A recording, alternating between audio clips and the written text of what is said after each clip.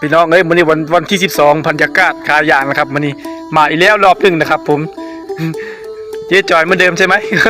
วันนี้คือเงียบเงาใช่เนาะวันนี้นะไผ่กับบริกีอย่างเนาะเพราะว่าอย่างบอยากค่อยออกวันนี้เพราะว่าเขาราคาเฮ็ดแต่กิจกรรม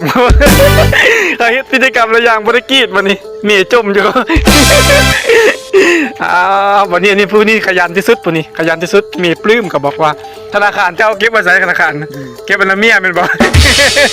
ยากได้ก็ขอเบิกเอาเว้าดีๆเด้อก็ยังเบิกนำเพิ่นก็ได้เว้าแห้งบ่ได้ราสิบ่ฮู้จักบาทเด้ ลูกกินกันสุรีอยู่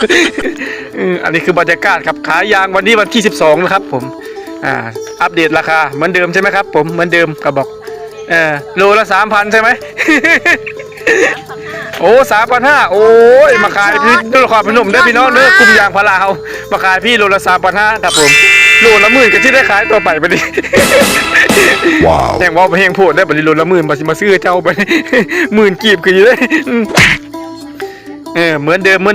เพิ่มเติมคือน้อยลงกว่าเดิมไผ่กระปิดแหละพี่น้องเลยไผ่กระปิดแล้วโซยันกระปิดแล้วหับกับพอได้อยู่พอได้ต่ออยู่พี่น้องเลยไปหาเงินไปเล่นสงกรานต์ได้เดินนาไปพี่น้องเลยบัดนี้ยางพาราคือขายตลอดทุกหน้าถ้าบำรุงดีๆครับบอกถ้าบำรุงไม่ดีก็ปิดซะก่อนเดือนหน้าเราค่อยบำรุงก็คือคนนั่นแหละหักโหมลายกระบไว้ครับผมบางทีจัดตนักก็อย่างเดียวก็ต้องพักซะก่อนได้บ่ได้หักโหมพี่น้อง ต้องทำมือซะก่อน3 มือดี4 มือยึดเนาะ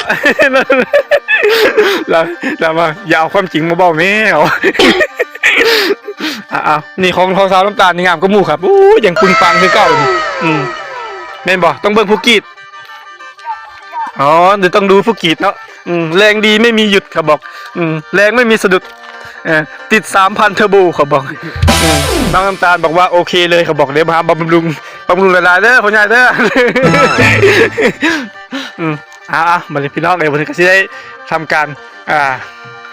ขายยางก็พี่น้องเลยวันนี้สู้ๆพี่น้องสาวสวนยางสู้ต่อไป